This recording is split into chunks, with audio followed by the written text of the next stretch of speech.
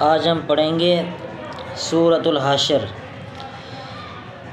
سورہ حشر کے اندر جو ہے بنو نذیر کا تذکرہ ہے کہ ان کو مدینے سے نکالا گیا تھا۔ وہ اللہ رب العالمین نے ان کی دل کے اندر رعب ڈال دیا تھا، خوف ڈال دیا تھا، تو وہ پھر جلا وطن کیے گئے۔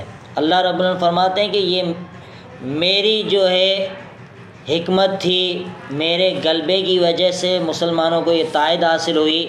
اس وجہ سے بنو نذیر اتنے طاقتور تھے، جو اپنے قلعوں کے اندر بند تھے، ان کو اگر کسی نے نکالا ہے تو یہ میں نے نکالا تھا، میں نے ان کے دلوں کے اندر رعب ڈال دیا تھا۔ تو اس صورت کے اندر مال فے کا بھی ذکر ہے کہ کیونکہ بنو نذیر سے جو مال فے ملا تھا، مال فے کہتے ہیں جو بغیر لڑائی کے ہاتھ آیا ہو، جس کے اندر گھوڑے نہ دوڑائے گئے ہوں، نہ اونٹوں کو دوڑایا گیا ہو، بغیر لڑائی کے جو مال ہاتھ آتا ہے اس کو کہتے ہیں مال فے۔ مال غنیمت کس کو کہتے ہیں؟ جس کے اندر لڑائی ہوتی ہے، جس کے اندر تلوار چلتی ہے، گھوڑے ہوتے ہیں، خون بہایا جاتا ہے۔ لیکن اس کے اندر جو ہے صحابہ کرام نے گھوڑے نہیں دوڑائے تھے، یہ اللہ رب العالمین نے رعب ڈال دیا تھا بنو نذیر یہودیوں کے دلوں کے اندر۔ تو یہ مال فے پورا کا پورا یہ اللہ کے رسول صلی اللہ علیہ وسلم اور اللہ رب العالمین کا اس میں حق ہے۔ پھر اللہ کے رسول چاہیں جس کو چاہیں دے دیں، بہت سے مساکین یا یتیم مسافر جو ہے ان کو دیا جا سکتا ہے مال غنیمت میں سے۔ اللہ کے رسول جس کو مناسب چاہیں مال فے میں سے دے سکتے ہیں، لیکن اس میں مجاہدین کا کوئی حصہ نہیں ہوتا مال فے کے اندر، یہ صرف اللہ اور رسول کا ہوتا ہے۔ اسی طرح مہاجرین جو ہے فقیر، ان کا جو ہے اس کے اندر حصہ تھا، کیونکہ وہ فقراء تھے، مہاجرین تھے، جنہوں نے مکہ چھوڑا، اپنی جائیداد اپنے گھر والوں کو چھوڑا، صرف اللہ کی رضا کی تلاش کے لیے وہ مدینے آئے تھے۔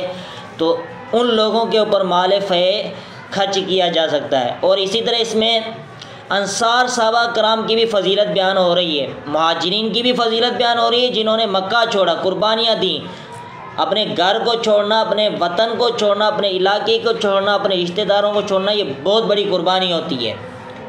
تو مہاجرین کی فضیلت بیان ہو رہی ہے، اسی طرح انصار صحابہ کرام کی فضیلت بیان ہو رہی ہے، جنہوں نے بہت بڑی قربانی دی تھی کہ مہاجرین وہاں پہ آئے تھے مدینے کے اندر، تو انہوں نے اپنی جائیداد میں سے آدھا حصہ جو ہے مہاجرین کے لیے وقف کیا تھا۔ سعد بن ربیع رضی اللہ عنہ جو انصاری صحابی تھے، عبد الرحمن بن عوف کو کیا کہتے ہیں کہ میری جائیداد اس میں آدھا آپ کا ہے، حتیٰ کہ میرے پاس 2 بیویاں، ان میں سے ایک کو میں طلاق دیتا ہوں، ایک کو آپ رکھ لیں۔ تو اتنی ان کے اندر محبت اللہ کے رسول صلی اللہ علیہ وسلم نے بھائی چارگی پیدا کی تھی، اللہ رب العالمین نے ان کی دلوں میں محبت پیدا کر دی تھی۔ وہ اپنے اوپر اپنے بھائیوں مہاجروں کو جو ہے ترجیح دیا کرتے تھے۔ اس کے بارے میں انشاءاللہ ہم پڑھیں گے۔ اسی طرح اللہ رب العالمین نے حکم دیا ہے اور یہ بات بیان کی ہے کہ جو بھی صحابہ کرام تھے، مہاجرین تھے، انصار تھے، ان لوگوں کے لیے دعائیں کرنی چاہیے، جو بھی گزر چکے ہیں ایمان کے ساتھ، تو ان کے لیے دعائیں کریں، یا اللہ ہمارے بھائیوں کو درگزر فرما دیں، ہمارے دلوں کے اندر کوئی کینہ نہ رکھیں۔ صحابہ کرام کے خلاف جو کینہ رکھتے ہیں، بغض رکھتے ہیں، تو ان کو اس آیت کے اوپر بھی غور فکر کرنا چاہیے کہ صحابہ کرام کی اس آیت میں فضیلت بیان ہو رہی ہے کہ ان کے لیے بخشش مانگنی چاہیے، اور ایمان کی گواہی اللہ رب العالمین نے دی ہے، ان کی فضیلت مہاجرین و انصار کی اللہ رب العالمین نے بیان کی ہے سورت کے اندر۔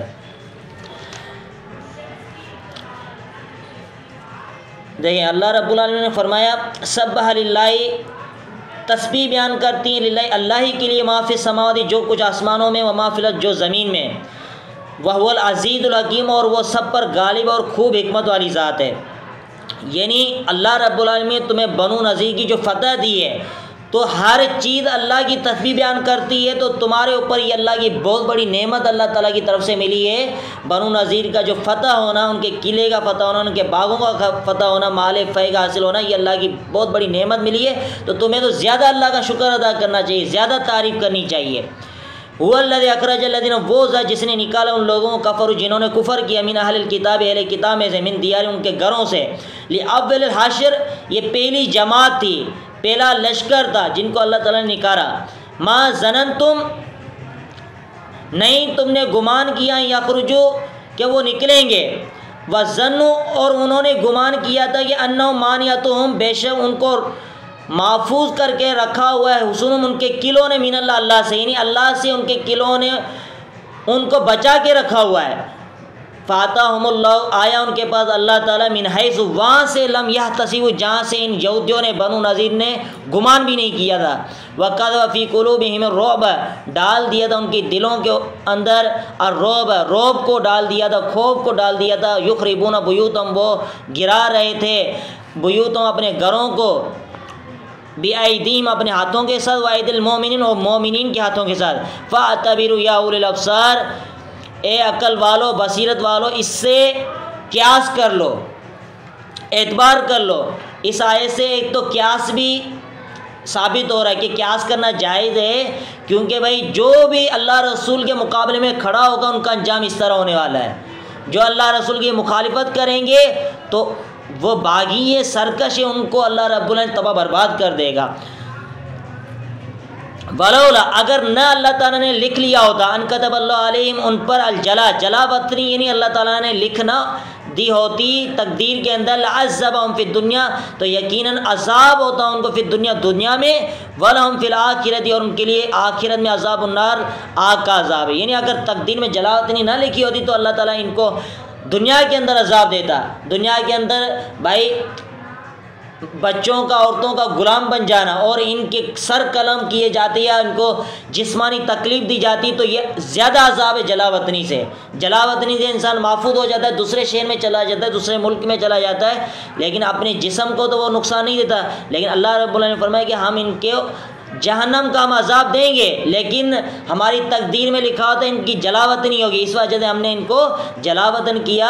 اگر چاہتے تو ہم ان کو دنیا کے اندر بھی عذاب دیتے۔ ذالک بانہم شاقوا اللہ کیوں؟ اس وجہ سے کیونکہ انہوں نے اللہ کی مخالفت کی و رسول اس کے رسول کی مخالفت کی۔